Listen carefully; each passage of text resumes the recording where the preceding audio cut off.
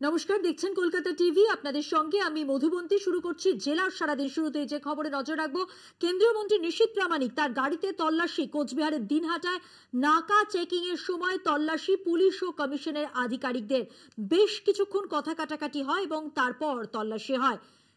দেখতে পাচ্ছেন সেই ছবি, কিভাবে বচসায় জড়িয়ে যান নিশীথ প্রামাণিক। আপনারা দেখতে পাচ্ছেন কেন্দ্রীয় মন্ত্রী তথা কোচবিহার কেন্দ্রের বিজেপি প্রার্থী নিশীথ প্রামাণিক, তার গাড়িতে তল্লাশি চালানো হলো।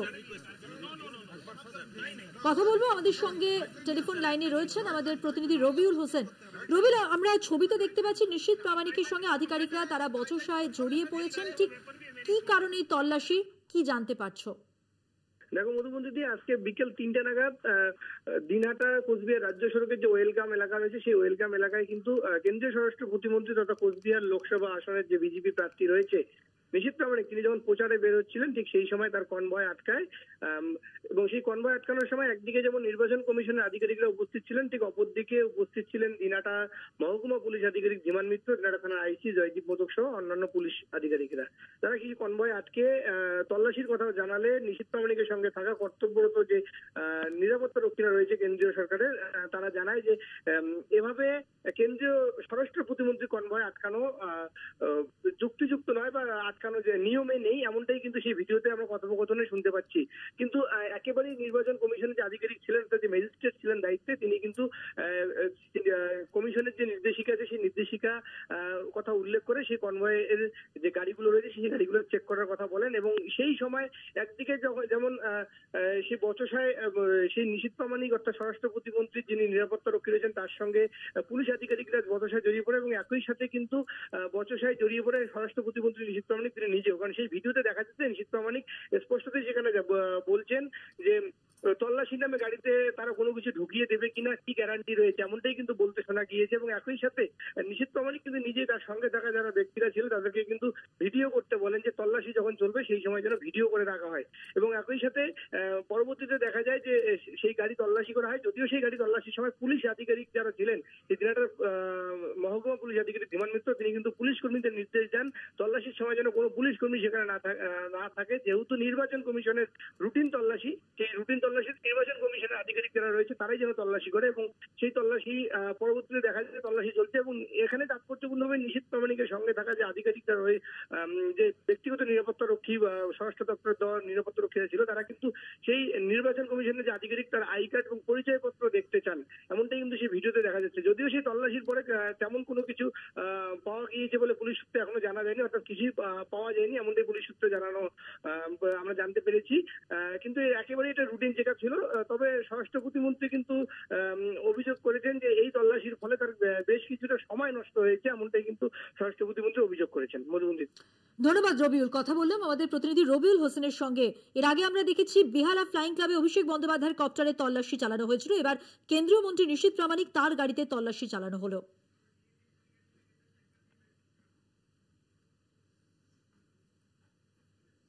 আসবো পরের খবরে। সব জল্পনার অবসান। ডায়মন্ড হারবার লোকসভা কেন্দ্রের প্রার্থীর নাম ঘোষণা করলো বিজেপি।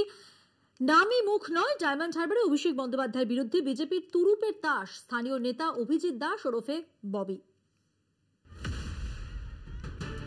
প্রার্থী তালিকাতেও লোকাল পে ভোকাল নরেন্দ্র মোদী সরকার। বিস্তর তালবাহানার পর ডায়মন্ড হারবার কেন্দ্রের বিজেপি প্রার্থীর নাম সামনে এলো। রাজ্যের 42টি আসনের মধ্যে একমাত্র ডায়মন্ড হারবার কেন্দ্রের প্রার্থীর নাম ঘোষণায় বাকি রেখেছিল বিজেপি। মঙ্গলবার সেই হাই ভোল্টেজ আসনের প্রার্থীর নাম ঘোষণা করল দল। ভূমিপুত্র অভিজিৎ দাস ওরফে ববির ওপর আস্থা রেখেছে বিজেপি। দক্ষিণ 24 পরগনার প্রাক্তন জেলা সভাপতি অভিজিৎ বর্তমানে বিজেপি রাজ্য কমিটির সদস্য। দলীয় সূত্রে খবর, তার নাম প্রস্তাব করেছিলেন বিজেপির রাজ্য সভাপতি সুকান্ত মজুমদার। সুষ্ঠু ভোট হলে জামানত জব্দ হবে অভিষেকের, দাবি অভিজিতের। আপনি এখানটায় নিউট্রালিটি বজায় রেখে কি এখানে ভোটটা হবে? যদি হয় তো জেনে রাখবেন অভিষেক ব্যানার্জির এখানটায় জামানত জব্দ হবে। 16.66% ভোট পাবে না। ও জামানত বজায় রাখতে হলে ওই ভোটটা তো পাওয়া দরকার, তো এটা পাবে না। ভোট করতে হবে। এবারই প্রথম নয়, 2009 এবং 2014 সালে ডায়মন্ড হারবার থেকে বিজেপির টিকিটে লড়েছিলেন অভিজিৎ দাস। 2009 লোকসভায় সৌমেন মিত্রের কাছে এবং 2014-তে অভিষেক বন্দ্যোপাধ্যায়ের কাছে হেরেছিলেন অভিজিৎ। এহেন অভিজিৎই ডায়মন্ড হারবারের মতো হাই প্রোফাইল আসনে বিজেপির ভরসা।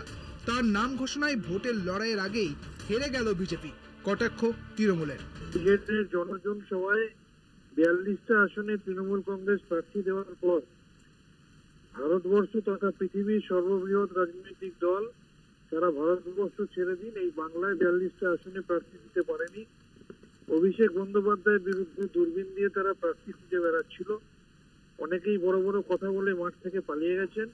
আর এখন যাকে প্রার্থী করা হলো সেই প্রার্থী করার মধ্যে দিয়ে বিজেপি নির্বাচনের আগেই 4 জুনের ফলাফল ঘোষণার আগেই 5 লক্ষ ভোটে পরাজয় সুনিশ্চিত করল। ভূমিপুত্র অভিজিতের প্রশংসায় পঞ্চমুখ বিজেপি। সুষ্ঠু ভোট হলে অভিজিতের জয় সম্ভব বলে দাবি বিজেপির। অভিজিৎ দাস যে হয়েছে গত আগের ইলেকশনে সেই ক্যান্ডিডেট ছিল, আমাদের জেলা প্রেসিডেন্ট ছিল। পুরনো লড়াই, আরে ও ওখানকার ভূমিপুত্র লড়াই করেছে, সংগঠন দাঁড় করিয়েছে, আর উনি বাইরের থেকে গেছেন। দেখা যাক লোক কার সঙ্গে থাকে। সাথে যুক্ত আছে, এর আগে লড়াইও করেছে। সেই সময় তো ভোট লুট হয়ে গেছে, যার জন্য কিছু হতে পারেনি। এবার ভোট অন্তত লুট হবে না, সেই কারণে মানুষের ভোট মানুষ দিলে ওই কেন্দ্রে বিজেপির জয় নিশ্চিত। ভূমিপুত্র অভিজিতের এলাকায় স্বচ্ছ ভাবমূর্তি রয়েছে। পেশায় আইনজীবী অভিজিৎ যে দলের একনিষ্ঠ কর্মী তা মানতে দিল্লি এবং রাজ্যের বিজেপি নেতৃত্বের মধ্যে দ্বিমত নেই। ডায়মন্ড হারবারের রাজনৈতিক পরিস্থিতি হাতের তেলের মতো চেনেন তিনি। এলাকার শ্রমিক মহলেও যথেষ্ট জনপ্রিয়তা রয়েছে তাঁর। দল তাঁর ওপর ভরসা রাখায় অভিজিৎ খুশি। তবে ডায়মন্ড হারবার যে তাঁর জন্য কঠিন ঠাঁই হতে চলেছে তা জানেন অভিজিৎ। শেষ দফায় 1 জুন ভোট রয়েছে ডায়মন্ড হারবারে। ত্রিমুখী লড়াইয়ে অভিজিৎ অভিষেকের সঙ্গে লড়ছেন বামেদের তরুণ তুর্কি প্রতিকুর রহমানও। কলকাতা টিভি। মা দুর্গা মা কালী জাগ্রত হয়েছে বসিরহাটে, আর তাতেই ভয় বেড়েছে তৃণমূলের গুন্ডা বাহিনীর। এমনই দাবি বসিরহাট লোকসভা কেন্দ্রের বিজেপি প্রার্থী রেখা পাত্রের। সোমবার মিনাখার মাঝিপাড়ায় তৃণমূল আশ্রিত দুষ্কৃতীদের হাতে আক্রান্ত হয়েছিলেন বিজেপির কর্মী সমর্থকেরা। মাঝিপাড়ায় আক্রান্ত বিজেপি সমর্থকদের বাড়িতে গিয়েছিলেন রেখা। দুর্দিনে তাদের পাশে থাকার প্রতিশ্রুতিও দিয়েছেন বিজেপি প্রার্থী, আর সেখানেই তৃণমূলকে নিশানা করেন রেখা পাত্র। যদিও বিজেপির ওপর আক্রমণের অভিযোগ অস্বীকার করেছে তৃণমূল। সাবধান হয়ে যান, কেননা আপনাদের অপরাধের সীমা লঙ্ঘন করে যাবেন না। আপনারা অনেকটাই সীমা পেরিয়ে গেছেন।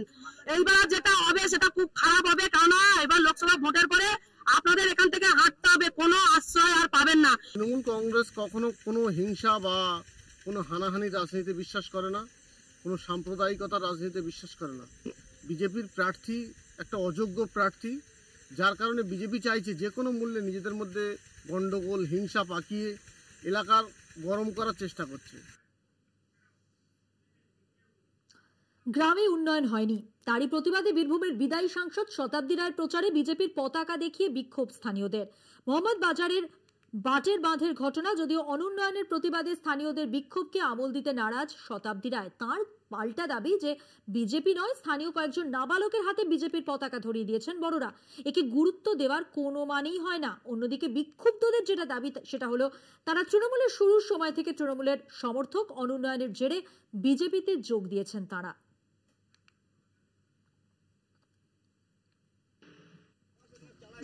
না, আগে টিএমসি করতাম, 15 বছরে কোনো উন্নয়ন পাইনি। এক সপ্তাহ মানে আজকে থেকে কালকে কালি আসার কথা ছিল, যে বিক্ষোভ কি আপনাদের সেই নিয়ে ঢোকার কথা ছিল, তারা কিছু মনে করছে না বাটারবান গ্রামকে। তো দেখা যাক বাটারবান গ্রামের জনগণ আছে না নাই। একটা বড় ছেলে ফ্ল্যাগ ধরে আছে, বাকি 10টা বাচ্চা ছেলে যারা টিএমসি বানান যায় না, যারা বিজেপি বানান যায় না। তো সেটা কি বিরোধী দারুণ স্ট্রং মনে হলো, দারুণ কিছু মনে হলো? তোমাদের যদি মনে হয় তোমরা লেখো, ছবিটা কিন্তু আমি ছাপাবো যে একটা লোক ফ্ল্যাগ ধরে আছে আর বাচ্চাগুলো যারা 10 বছর 11 বছরের ফ্ল্যাগ ধরে আছে। ওরা বলছে যে ওরা তৃণমূল ওরা হ্যাঁ কিন্তু এখন অঞ্চল সভাপতি তার উপর ক্ষোভে ওরা বিজেপি করছে। এবং আপনি বলেছিলেন যে মসজিদের সামনে একটি লাইট করে দেবেন, সেটা করতে পারেননি। এটা আমায় বলেনি। আর এই মসজিদের সামনে লাইট, মন্দিরের সামনে এটা ছোট্ট ব্যাপার, এটা আমি যখন তখন করেছি, সব জায়গায় করেছি, তারা নিশ্চয়ই আসেনি। আর দ্বিতীয়ত তৃণমূল ছিল, এখন অভিমান করে ওখানে করছে। ওই হয় না যে গার্লফ্রেন্ডকে রাগ হলে দেখালে আর একটা মেয়েকে নিয়ে ঘুরে দেখায় যে দেখো আমি একে নিয়ে জেলাস ফিল করানো সেই প্রসেস, সেটা খুব একটা কার্যকরী নয়। এবং যদি শুধু একটা মসজিদের লাইটের কথা, ওটা খুব সিম্পল, কেন আমার কাছে পৌঁছয়নি আমি জানি না। এখন সময় হয়ে গেছে একটা বিরতি নেওয়ার। বিরতির পর থাকছে আরো খবর, সঙ্গে থাকবেন। ফিরে এলাম বিরতির পর। 50,000-এর মিছিল হবে রামনবমীতে, কেউ আটকাতে পারবে না। রামনবমী নিয়ে হুঁশিয়ারি দিলীপ ঘোষের। রাজনৈতিক বিশ্লেষকদের একাংশের মতে লোকসভা নির্বাচনের আগে রামনবমী নিয়ে রাজনীতি তুঙ্গে। অযোধ্যায় রাম মন্দির উদ্বোধনের পরে এবার রামনবমীকে আরো উদ্যমে উদযাপনের প্রস্তুতি নিয়েছে গেরুয়া শিবির। রামনবমীর একদিন পরেই কোচবিহার, আলিপুরদুয়ার ও জলপাইগুড়ির ভোট আবহে বর্ধমান দুর্গাপুরের হেভিওয়েট বিজেপি প্রার্থী দিলীপ ঘোষ রামনবমী নিয়ে হুঙ্কার ছাড়লেন। 50,000-এর মিছিল হবে রামনবমীতে, কেউ আটকাতে পারবে না। মঙ্গলবার সকালে নিউ টাউন ইকো পার্কে প্রাতঃভ্রমণে এমনই দাবি বর্ধমান দুর্গাপুর কেন্দ্রের বিজেপি প্রার্থী দিলীপ ঘোষের। তৃণমূল এলে তাদের এই নির্বাচনে সমূলে বিনাশ করার নিদান দিলেন দিলীপ ঘোষ। 200 নয়, 50,000-এর মিছিল হবে, কেউ আটকাতে পারে না। এই দেশ রামের দেশ। রাম মন্দির হয়েছে 500 বছর আগে। হিন্দুরা বিজয় উৎসব পালন করবে। আমি আপিল করছি হিন্দু সমাজকে, হাজার হাজার লোক রাস্তায় নামুন, দিলীপ ঘোষ আপনাদের সঙ্গে আছে। কোনো বাপের বেটার হিম্মত নেই হিন্দুস্তানে হিন্দুদের আটকায়। কোর্ট আদালত সব কিছু আমরা তৈরি করেছি, সংবিধান আমরা তৈরি করেছি এই দেশকে রক্ষা করার জন্য। সেজন্য কারো হিম্মত নেই আটকার। টিএমসিএলে তাকে একদম সমূলে বিনাশ করুন এবছর ইলেকশনে। আর সমস্ত গ্রামে গঞ্জে শোভাযাত্রা হবে, দিলীপ ঘোষ সব জায়গায় সামনে দাঁড়াবে। মামদোবাজি পেয়েছো নাকি? 500 বছর আমাদের পূর্বপুরুষরা বলিদান দিয়ে রাম মন্দির প্রতিষ্ঠা করেছেন। আমরা বিজয় উৎসব করবো না? তোমরা এটা গ্রিগিং করে ইলেকশন জিতে গিয়ে বিজয় উৎসব করো। সেই জন্য আজ থেকে আমি তো নিজে শোভাযাত্রায় থাকছি। 4 দিন আমি নিজে রামনবমী পালন করব। কার কত দম আছে আটকাক। আরএসএস তৃণমূলের আঁতাত নিয়ে কটাক্ষ সিপিএম প্রার্থী তন্ময় ভট্টাচার্যের। পাশাপাশি তৃণমূলের নিশানায় বিজেপি প্রার্থী দিলীপ ঘোষ। এটা তো উনি হাইকোর্ট তথা নির্বাচন কমিশনকে চ্যালেঞ্জ করছেন। যারা ভারতের আইন মানে না, কোর্ট মানে না, তারাই এসব কথা বলতে পারেন। প্রথম থেকেই তো হুমকি ধমকি চমকি এইসব করেই দিলীপ ঘোষ আছেন। সুতরাং এগুলো হচ্ছে আইন না মানা এক একজন লোকের কথা। তারা আবার আইনসভার সদস্য হতে যাচ্ছেন। মানুষ ওনাকে দরজা দেখিয়ে দেবেন। দিলীপ ঘোষ যদি কোর্টের নির্দেশ না মানেন, সেটা দেখাটা প্রশাসনের দায়িত্ব। কিন্তু প্রশাসন, তাদের সঙ্গে তো বিজেপির সেটিং আছে। আরএসএস এবং বিজেপি তারা তো পরস্পরের সঙ্গে সম্পৃক্ত। আর রামনবমীর মিছিল মানে তো আরএসএস এর মিছিল। সুতরাং এ নিয়ে আমাদের মন্তব্য করার কিছু নেই। রাজ্যে রাম মহোৎসব শুরু করে দিয়েছে বিশ্ব হিন্দু পরিষদ। 2 শাসক দল কেন্দ্রের ও রাজ্যের ক্ষমতা দখলের প্রতিযোগিতাতে রামনবমী কি অন্যতম হাতিয়ার? প্রশ্ন রাজনৈতিক মহলের। কলকাতা টিভি।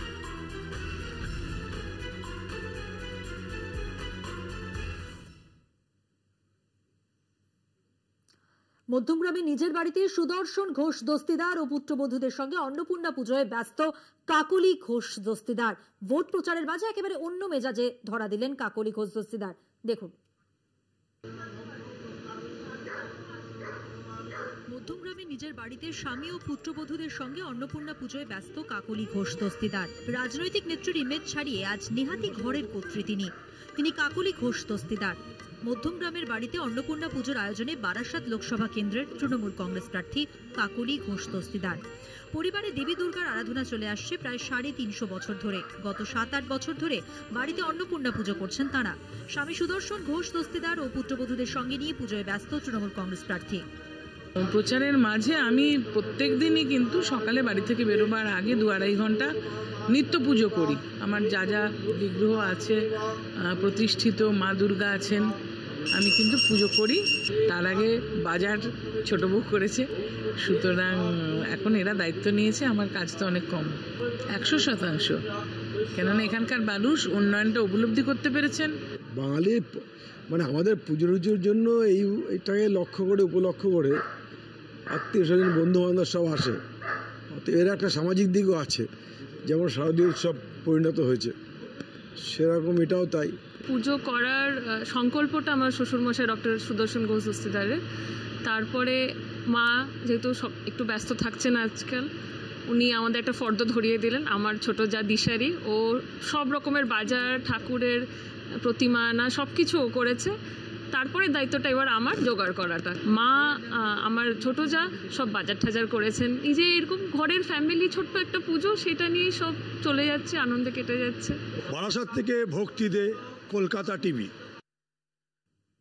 আসবো পরের খবরে। গত বর্ষায় বৃষ্টির তোড়ে মাটির বাড়ি ধসে গিয়েছিল। তারপর থেকেই গ্রামেরই শৌচালয়ে আশ্রয় নিয়েছেন পুরুলিয়ার বাসিন্দা মিথিলা মাহাতো। আবাস যোজনায় ঘরের আবেদন জানালেও ঘর জোটেনি মিথিলার।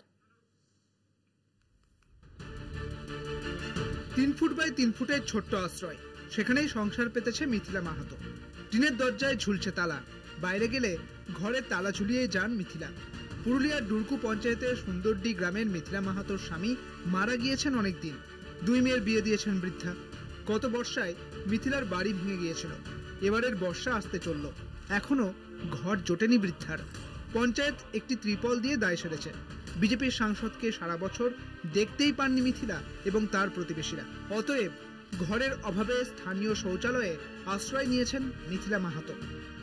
ওই সরকার নামে যে কতবার দিয়েছে, 2-3 বার, কিন্তু ঘর পাওনি না। আজ রাইতে ওই একটা ওই সঙ্গেই বসল, এইটার সঙ্গেই আমাদের। তুমি ঘর পাও না। বয়স হলেও এখনো খেটে খাওয়ার শক্তি ধরেন মিথিলা। চাষের মরশুমে রীতিমতো খেতে নেমে চাষ করেন বৃদ্ধা। কষ্ট হলে কি করব, আমাদের তো কিছু করার নেই। যারা স্থানীয় নেতা রয়েছে তাদের কিছু একটা ব্যবস্থা করলে আগে থেকে, তাইলে যদি মানে বাস্তবিকটা একটু হইতো, তাইলে। ওকে আপনারা কি কখনো বলেছেন এই বিষয় নিয়ে নেতাদের? বলেছে, আরো অ্যাপ্লাই করেছিল, কিন্তু কই বাড়িতে কোনো আসে নাই। বিষয়টা অবশ্যই বলা হয়েছে, না বলে গিয়েছে পঞ্চায়েতের লোক, গাঁয়েরও তো কেউ প্রতিনিধি আছে পঞ্চায়েতে, তারাও তো দেখছে, 24 ঘন্টা দেখতে পাচ্ছে মানে মহিলাটা এইভাবে আছে। তাদেরকে তো এটা বলা দরকার যে আমাদের গ্রামে একটা এরকম ভাবে একটা মহিলা আছে। না, ব্যবস্থা নিয়ে কি আর এখানে থাকতো? সামনে লোকসভা নির্বাচন। পুরুলিয়াতে জোরদার প্রচার চালাচ্ছে বিজেপি তৃণমূল দুই পক্ষই। তাঁদের প্রচারে উঠে এসেছে মিথিলার দুরবস্থার প্রসঙ্গ। যথারীতি মিথিলার ঘর না থাকার দায় পরস্পরের উপর চাপিয়েছে বিজেপি ও তৃণমূল দুই পক্ষই। এর জন্য তো কেন্দ্রীয় সরকারই দায়ী। কেন্দ্রীয় সরকার আবাস যোজনার বাড়ি আটকে রেখেছে। এই যে আবাস যোজনার বাড়ি আটকে রেখেছে, কেন্দ্রীয় সরকার আবাস যোজনার জন্য যে টাকা, প্রাপ্য টাকা রাজ্য সরকারের, সেই টাকা দিচ্ছে না, যার ফলে আবাস যোজনা তো আটকে আছে, আবাস যোজনার কাজ আটকে আছে। যে পুরুলিয়া লোকসভার যিনি প্রার্থী আছেন তৃণমূল কংগ্রেসের, তিনি 2-2বার ক্যাবিনেট মন্ত্রী, 10 বছর এই এরিয়ার থেকে বিধায়ক থেকেছেন 2-2বার, সবারের বিধায়ক। রাজ্যে সরকার চলছে দিদিমণির, কেন্দ্রের থেকে 30,000 কোটি টাকা দেওয়া হয়েছে আবাস যোজনার জন্য। এই কনস্টিটিউয়েন্সির থেকেই জেলা পরিষদের সভাধিপতি মাননীয়া নিবেদিতা মাহাতো। আমি তাদেরকে প্রশ্ন করতে চাই, তাদের কি ডেভেলপমেন্টের রোল মডেল এটাই কি সেটা ডেভেলপমেন্ট? 1 বছর শৌচালয়বাসী মিথিলা মাহাতো। তাঁর দুরবস্থার কথা জানেন এলাকাবাসী, তবে তাদেরও হাত পা বাঁধা, সাহায্য করার উপায় নেই। আর যাদের মিথিলাকে সাহায্য করার কথা, সেই রাজনৈতিক নেতাদের দেখা মেলে না। ভোট প্রচারের সময় শুধু প্রকটিত হন নেতারা। তৃণমূল বিজেপি দুই পক্ষের ওপরেই ক্ষোভ বাড়ছে সুন্দরডি গ্রামের বাসিন্দাদের। পুরুলিয়া থেকে শওকত আলীর রিপোর্ট, কলকাতা টিভি। জেলার সারাদিন আজকের মতো এ পর্যন্তই। দেখতে থাকুন কলকাতা টিভি, রাত দিন 7 দিন।